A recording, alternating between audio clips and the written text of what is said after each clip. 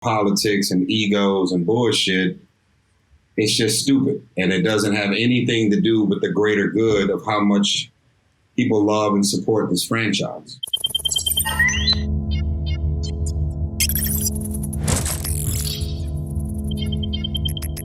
We're hungry to talk Furious 7, and thankfully Tyrese Gibson's here to fill us up. Tyrese, welcome to our binge of Fast and Furious. Oh man, thank you for having me. How are you? Doing great. I mean, we're doing good. great. Doing great anytime we can talk Fast and Furious, especially Furious 7. Such an incredible movie, so we're excited to talk to you about it. We've been starting all these off, Dominic Toretto once said, he lives his life a quarter mile at a time. For those 10 seconds or less, he's free. So for you, how would you summarize Furious 7 in 10 seconds? Furious 7 was beautiful, inspirational, and painful. Yeah, that's it right there. I feel like as obviously for you guys that was it, and for us fans that feels like the same thing. When you, obviously there's a lot going on with Furious 7, but like when you think Furious 7, like what's the first thing that comes to mind for you when thinking back on that film? Well, I mean, I have more bad memories than good, man, because all of the fun and all of the magic that we had going before Paul Walker's untimely death was, the trauma of losing him superseded all of the fun and magic that we were experiencing before. Going back a few, obviously, years before Furious 7, what was it that initially drew you to Roman Pierce and the Fast and Furious world? Well, people don't know this, or maybe they do. I think it's public knowledge. They couldn't make a deal with Vin for him to do the sequel. And then once they couldn't make a deal with Vin, that's when the director, Rob Cohen, kind of fell off because they did part 1 as a duo. So I got blessed by default. And, I said, man, I'll do this shit for per diem. Like it was my second movie. I did Baby Boy and I did Too Fast, Too Furious. And so, even back when we did part 2, I never watched part 1. I was like, so I'm quote unquote stepping in to this opportunity that was supposed to be for Vin. And if I had watched part 1, then I would have probably found myself trying to tap into whatever he had did in part 1. And I wanted to bring my own thing to part 2. And so we came up with, you're going to be funny because Vin wasn't funny. And we said, we're going to have Roman Pierce eating everything at all times. Like I said, we hungry. And then we came up with, the humor and the comedy and the funny and the punchlines. And we really wanted to, and here's the thing, the intention was always to say that if Vin ever does it again, if you become this carbon copy of Vin, then Vin is going to be like, well, why would I ever want to do a movie with a dude who basically came in with deep voices and just all of the things that kind of represent the blueprint of Diesel. And so when we ended up doing Fast 5 and we all came back together for the first time, Vin quickly on the first day of filming realized that the Roman Pierce energy is a contributor to the franchise versus you stepped in to replace me and now I don't know how to exist with you. And Paul Walker, man, I mean, I get emotion when I think about this guy for damn near 3 movies. He kept begging and pleading and trying to talk to the studio and directors and Vin. Yo, we got to get Tyrese back. We got to get Tyrese back. Because I did part 2 and I wasn't in 3. I wasn't in 4. And then I finally came back for 5. And it was a fight, man. And I think, it's how do you sing with someone who technically came in to replace you in your singing. Right. And I think there was some type of kind of spoken but yet unspoken tension in and around Roman Pierce and kind of where do I fit in?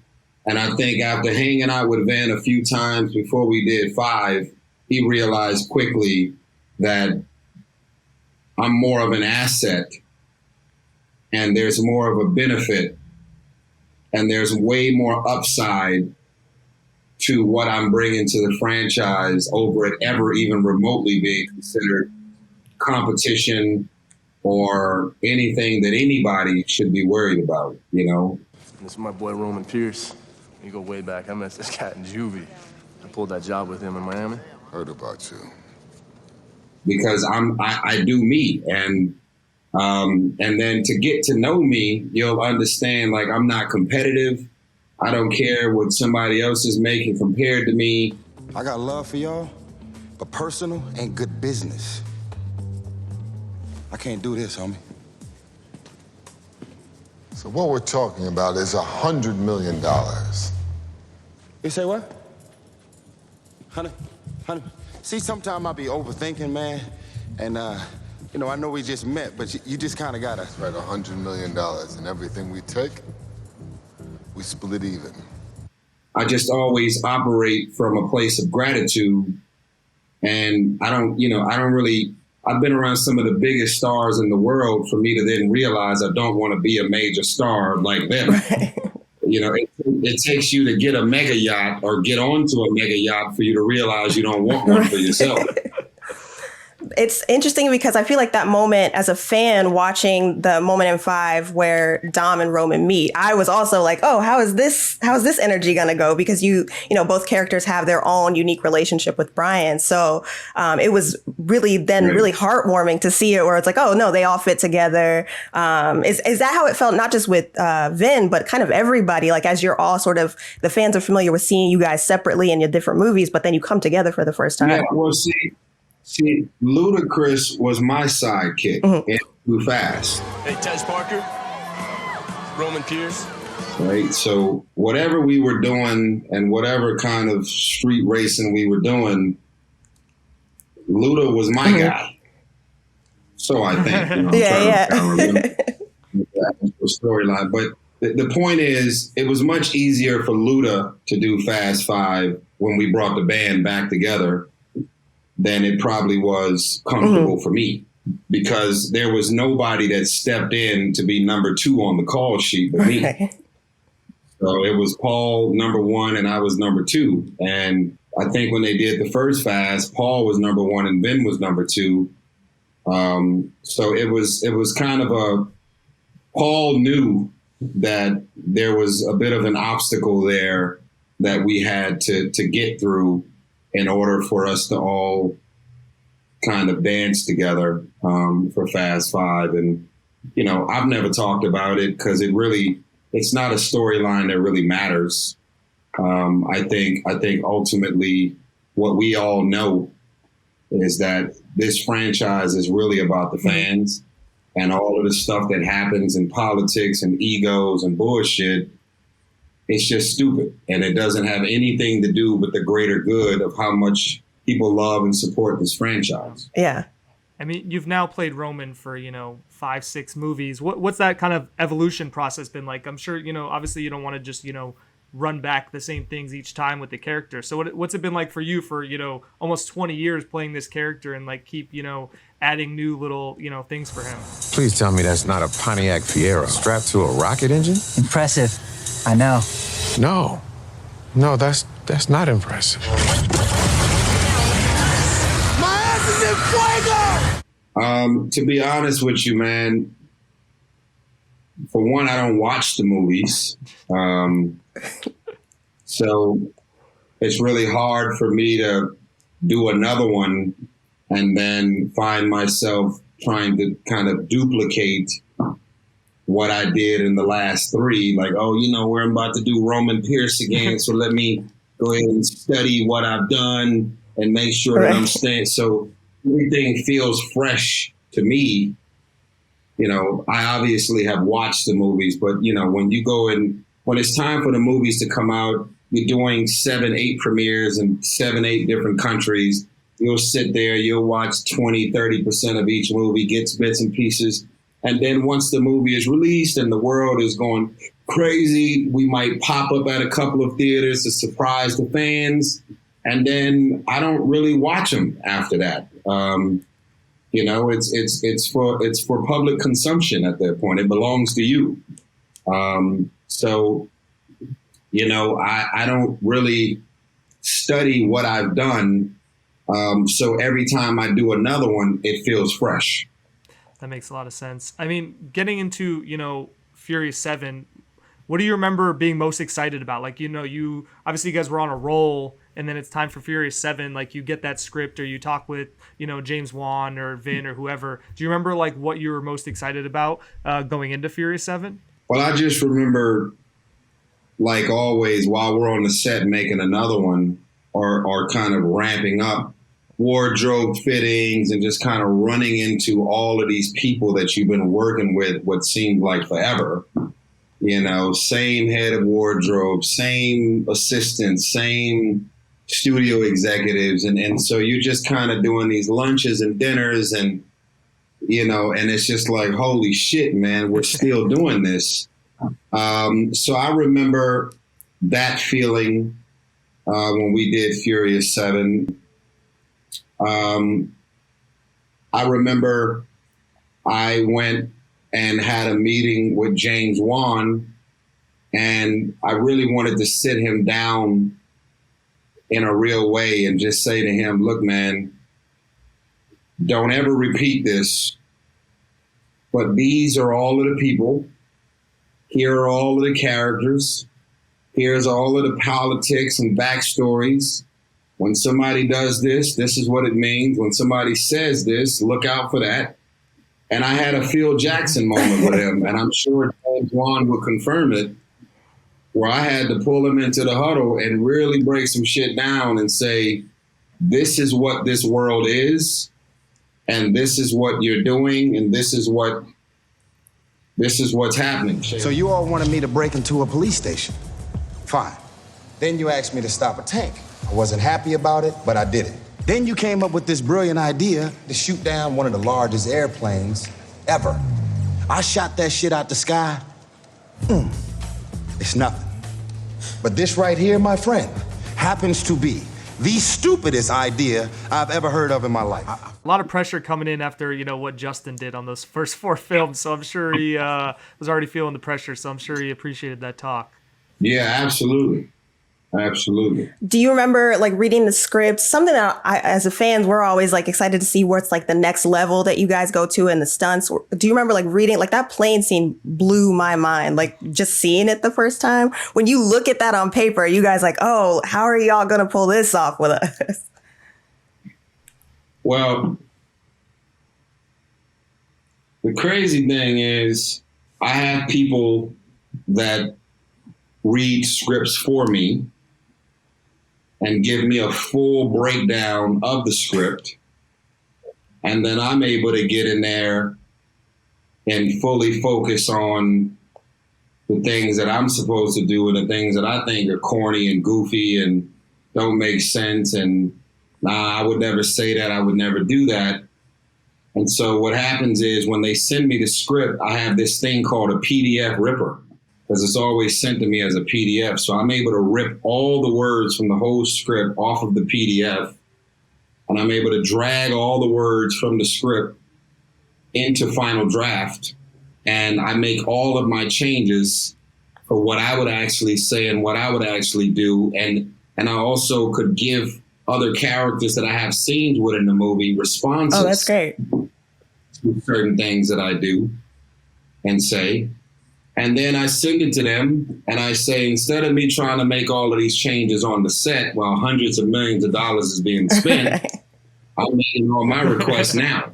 And then when I get the new script, I see all of the changes that I made added. And then everything else happens on the fly as improv on the set. And because another thing that happens with me is I get to the set, I'm like, okay, so this is the car, and it's very impulsive, like, okay, so you come in and go where? You get in the car with me, and I'm able to listen to everything that we're supposed to do, even though I read it. And that's where I find the funny. That's where I discover the humor. That's where, like that line, when you gonna give Martin Luther King his car back or his jacket back, that happened from me seeing how old the car was. Oh, hell nah. I see they really scraped the bottom of the barrel, huh? I guess they did since your ass is here. When you gonna give Martin Luther King his car back? As soon as you give Rick James his jacket back. That could have never been written, it all happens impulsively and instinctively in the movie. Perhaps no franchise or set of films does, adds new pieces like you guys do. Yeah, I mean, you were probably the first one, you know what I mean? Too Fast, you come in, Luda comes in, and then, on down the line, whether it's Gal or, Sung or Dwayne. On this one, it was Statham, who you'd worked with on Death Race. He, adds some real gravitas too to the film here. What'd you love about kind of throwing Statham in the mix, starting with this one? Yeah, I worked with Statham on Death Race, and then I seen Statham all the time on the set of Transformers 3 because he was dating Rosie Huntington-Whiteley at the time, which I believe they're married. It's beautiful. Yeah, I love Jason. The experience on Death Race was a very uncomfortable experience. Like me and Jason's characters hated each other, right? So Right. I'm not a method actor, but I wasn't on set like cracking jokes and having fun with Jason on Death Race because our characters didn't get along at all in the movie. So there was a level of intensity and seriousness that movie had. So yeah, I think me and Jason really got to know each other while promoting Death Race. And we also had a lot of fun on the set of Transformers 3 because he was popping up all the time to be with his girl Rosie.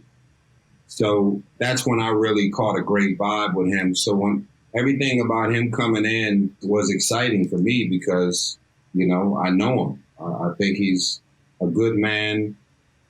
He's funny as hell, and we always have fun whenever we're around each other. Talking to everybody, it seems like with you working with Jason in Death Race and then seeing him on Transformers 3, but also like you had worked with Justin Lin on Annapolis and Jordana was in that movie. And Sung told us the other day that when he booked Tokyo Drift, that he, ran into Jason Statham and like mentioned like, oh, I'm, in this movie. And he was like, oh, that's crazy. Like you're going to be in Tokyo Drift. And then they end up, in this franchise later, Jason joins it. Does it feel in a way to you guys ever like it's kind of faded that you guys kind of ended up in each other's world and like knowing each other at all? There are all these little connections and suddenly everybody's coming together in this franchise that's now become so huge. I don't really know that any of us are talented enough to have seen this coming. If somebody says that they did, then God bless them. But I think for me, my appreciation is being able to say that it wasn't, hi, nice to meet you, and now we're working on something this big. I had never worked with The Rock before Fast Five. But us meeting each other cold turkey on the set, he's a good guy, and all we do is laugh and crack jokes and have fun. And that's kind of, there's only so many people that I've worked with that I didn't know or didn't meet prior to being on the set.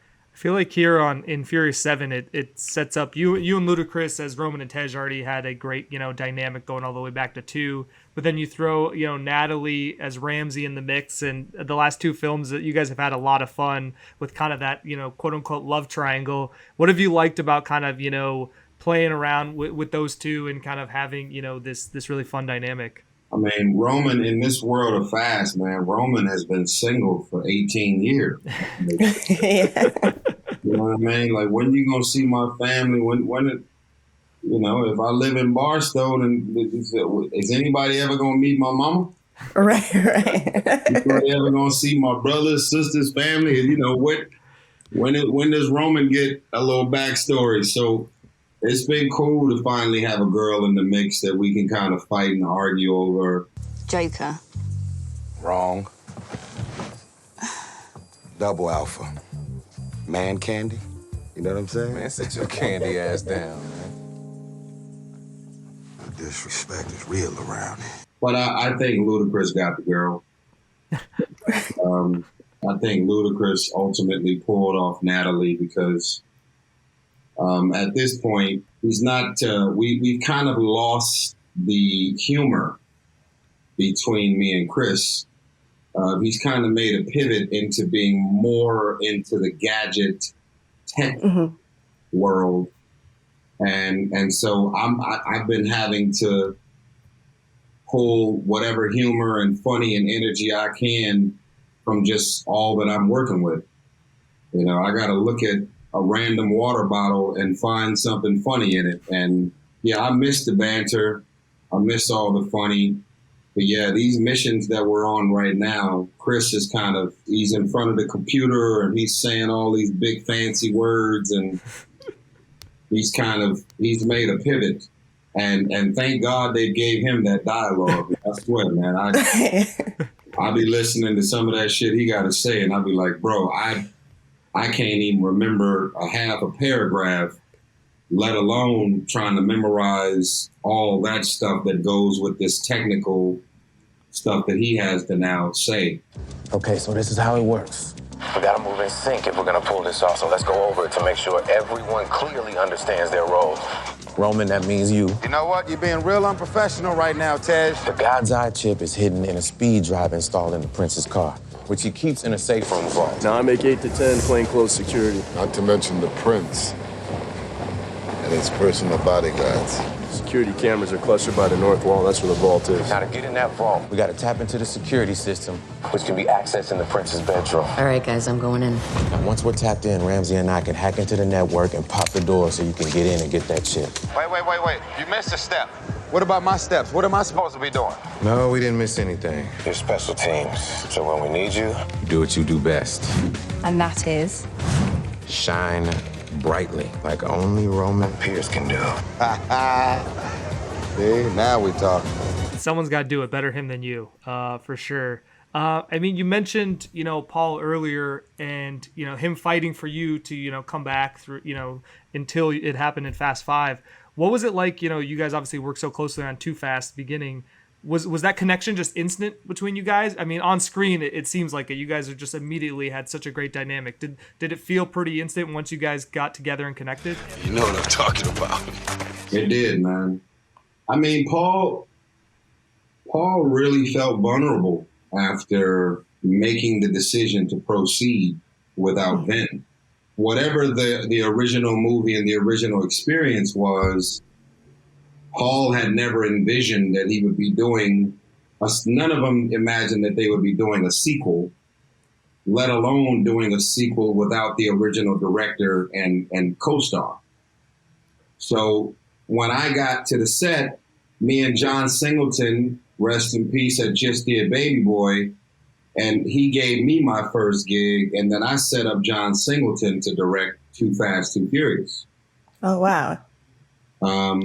I remember John kept saying to me, I'm going to do whatever it takes to make Paul feel safe. Where it's really going to feel like a two-hander. It's never going to feel like it's about you or it's just about him. And so it was all speaking to Paul's vulnerabilities, where he didn't want to be number one on the call sheet, but somehow feel like number 5. Everything about us and our banter and our true collaboration with Too Fast, Too Furious, it was a plan that we came up with. Like, yo, you know, I don't want to upstage you. You're not on a mission to upstage me. Like, this shit is really about us, like, saying some way, somehow, there's a sequel to this thing. And how about we just do the best we can to make it great? Now, the movie might come out and it may bomb because they wanted to see Vin and Paul and not my black ass. But ultimately, we came into it and we said, bro, I got you. I got your back. And if I feel like there's a scene that we could have did better, or if you got a punchline or you got an action scene, I'm going to look at it. You look at it. If I'm ever in a place where we could have did it better, let's just look out for each other and make sure. So Paul and my relationship from that point on, it doesn't matter how many we did together after, he knows that I was the answer to his vulnerabilities. Pockets ain't empty, cuz. And we ain't hungry no more either, bruh. I noticed in all of the movies kind of going on from Too Fast, like there's always an effort to sort of touch base with the friendship between Brian and Roman in that way. Is that something that you guys talked about with each movie? Like, how do we keep this connection, even if it's small? Because like, obviously you said like you and the Tej character like became sort of one and two, like in how you interacted, but there was still that connection to Brian and to Paul. Is that something that you guys talked about with each movie, just touching back on that? Well, here's the thing. Each character in the Fast world, we call it real estate. My real estate and Paul's real estate, there's nothing and no one that could ever be what we are to each other. There's nobody that can come in and try and step into the lane and do anything that ties into the symmetry of the real estate between Vin and Paul, between Paul and Jordana. You can't put another man with Jordana and have anybody to step in and have anything that feels like the real estate and chemistry that they had between each one of these characters.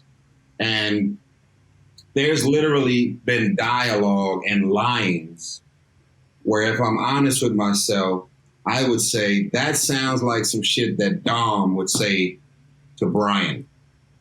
Roman wouldn't say that to Dom. And you got to be clear about your message, your dialogue, and your real estate. I would never do that. That seems like something that such and such would do to such and such character. Yeah. You got to be able to like watch it and monitor it and be clear about it. And you got to be secure in your skin that even if it's the best action scene and you wish you can get some of that real estate, that doesn't belong to you. That's not for you. That's not your lane. That's not your real estate. And when you find yourself trying to force yourself into somebody else's real estate, using somebody else's lines or dialogue or doing scenes that belong to somebody else, the fans that's watching the movie going to say that was an awkward moment because they've mastered these characters.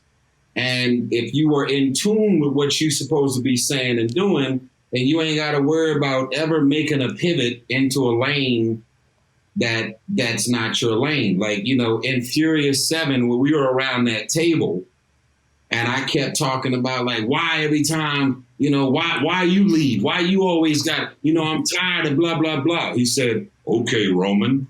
I wasn't thinking about doing that now. You know what I'm saying? Yeah. I'm not trying to really jump into that. I was just saying, I was just speaking up. So it's like, that's what happens. Yeah. I want real estate from Vin Diesel or Dominic Toretto. And if you're going to jump into that real estate, then are you prepared to carry that torch? And here I am asking for that real estate. And then when he said, okay, Roman, I got cold feet and backed out. Right. If I don't start making decisions, I'm out. All right, Roman. What do you got? I mean, I wasn't trying to get into the whole leadership thing like now. You know what I'm saying? I'm just kind of talking about like at some point. One of my favorite scenes in the movie by far. When I asked you to sum up the movie at the top, obviously, painful was one of the things you mentioned, and obviously, that comes from, unfortunately what happened with Paul.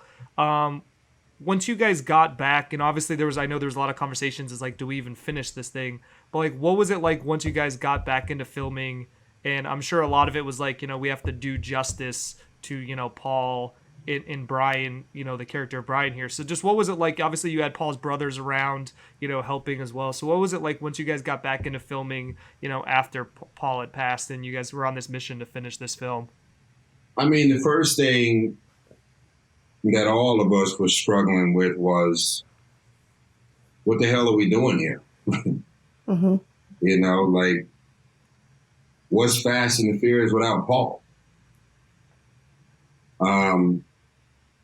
And are we going to come off as just a bunch of narcissists that's like, moving and proceeding and just deciding that whatever Paul is and whatever he meant to the franchise, are we going to appear to be a bunch of people that's going to say, like, we're moving forward anyway? Mm-hmm. So we had to become each other's therapists. Because if you lose someone and you put it up on social media or the word gets out that you lost someone, you don't want to hear from everybody. You want to hear from the people that knew him the most. So we were always at each other's houses. We were always on calls. We made sure that we were there for each other in a real way. And it hit us all very, very differently. My trauma was immediate, but my trauma was also delayed because I'm such a giver. I'm such a nurturer. I went out of my way to make sure that everybody was okay, which created kind of a delayed PTSD situation for me, because it wasn't that he died, it was the way he died. Yeah. And if you know him and love him the way we did, then you would understand that there's a lot of really bad people in the world. And if they're going to die, you'll be like, man, that must have been karma for someone to die that way. Mm-hmm. But there is nothing about Paul as a bad person on any level that would allow for you to say, if someone is going to pass away, then they're going to pass away and they're going to pass away this way. It took the trauma of the loss to a whole nother stratosphere. And I almost had to put my feelings and my thoughts to the side, put a pause button on it, and just go make sure that everybody was okay. His daughter, brothers, father, mom, Van and Michelle. I was just like constantly calling and checking on everyone, and always, it felt like I was at Ben's house for days upon days, weeks upon weeks. And until my instinct says that Ben was okay, only then did I arrive at feeling like at this point, I can now mourn the loss.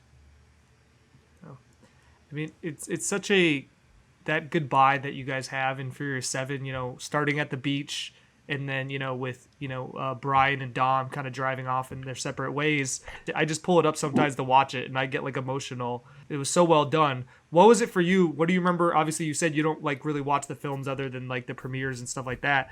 But what do you remember your reactions when you see that kind of final sequence and this kind of really emotional goodbye that you guys put together? Well, once Furious 7 came out,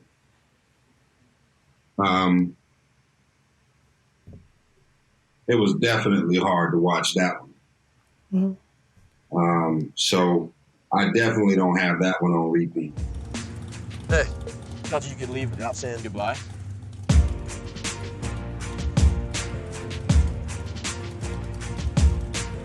kind of, hard to make a, turn from that. But kind of getting towards the end here, we'll just wrap up with a few, what we call the final lap, or a few rapid fire fast questions. We'll start off, Furious 7. You guys have obviously so many incredible people in there, but if you could add in another actor to Furious 7, not take anybody's place, whether it's an actor you always wanted in the franchise, or maybe it's a character from the other films that wasn't in Furious 7. Is there someone that you would have loved to see in Furious 7, or just in Fast in general? I've been campaigning for years now to bring Matt Damon in. Ooh. Yeah. That would be good.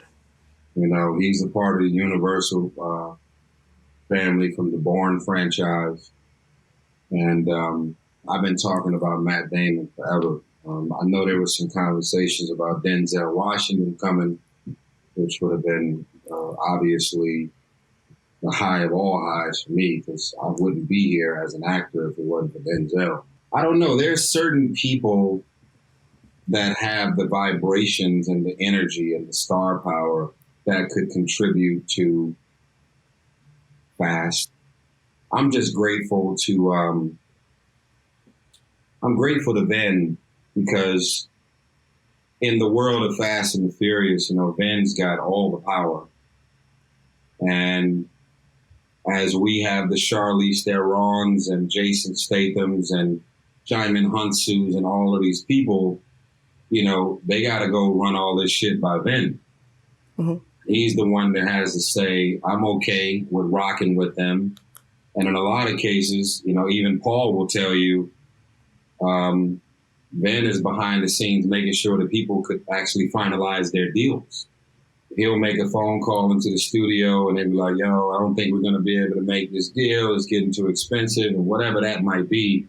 And Vin will make some phone calls and kind of nudge people into finalizing their deals. And so, he doesn't get credit for all the work that he does behind the scenes. But yeah, I hope that we can continue opening up the door to let other folks in, because, the franchise belongs to the world. And I think we've done a great job, very strategic, of kind of pulling in people from Europe, pulling in people from this country, that country, Gal Gadot's from Israel. And we've just done a great job of diversifying and making sure that people can go to this movie and see somebody in the movie that represents them or their region or their country or their religion or their nationality. I know everybody's on the diversity train, but Fast has been diverse for 20 years. Yeah, just naturally built in, which has been amazing. You talking about the character's backstory, Roman's backstory, made me wonder. Something we've asked people is, like, if you could do a spinoff, what would it be? What would be your spinoff for Roman Pierce? Would it be going to see the family, or would it be something else? After we finish all 11, obviously. Yeah, of course. Roman and Tej has always been the rumor, right? That's always been, sitting out there for maybe one day. There was multiple conversations about a Roman and Tej spinoff, but I kept turning it down because, truth is, I didn't want to make the franchise about me. Yeah. Fast and the Furious works because Dominic Toretto's real estate is his. Michelle's real estate has nothing to do with Jordana or Natalie's, or Charlize. Everybody kind of brings their elements and their real estate to the table. And so doing a spinoff with Roman and Tej, we won't have Dominic's character to bounce off of. We won't have these other things to bounce off of. And obviously, if someone wants to watch a whole Roman and Tej movie, that's cool. But I just couldn't personally wrap my head around how to do that without feeling like I've decided to make the Fast and the Furious about me. Mm-hmm. No, makes sense. Yeah, obviously, we're all super excited for Fast 9. I mean, that trailer, that first trailer, I know it blew my mind. I know all the fans were losing it over so many of the reveals. But what would be your tease of Fast 9? Like, when we finally get this movie, What should fans expect? The first and only word that comes to mind, there's going to be a level of maturity for Fast 9 that people have never experienced. There's going to be some vulnerabilities that the fans have never experienced. Outside of the action and kind of the creativity and innovation, I mean, Justin Lin is a monster with doing what it is that he do. There's just going to be a lot of stuff that people are going to see from our characters and our maturity and our vulnerabilities that people have never seen before. I mean, the fact that Dom and, his brother, John Cena, it's like, well, what happens when your brother come around? Yeah. That's a vulnerability and a place that you have never seen Dominic Toretto go. You've never seen him feel those feelings because his brother ain't been around. We call ourselves brothers, but I'm not his brother. right. Yeah. Absolutely. That's like one of the many things we're excited about with Fast 9. Well, again, Tyrese, thank you so much for joining us and going through Furious 7. It's like I said, it's a great movie. So, and I know sometimes a tough one to talk about. So we appreciate you doing that with us. No problem.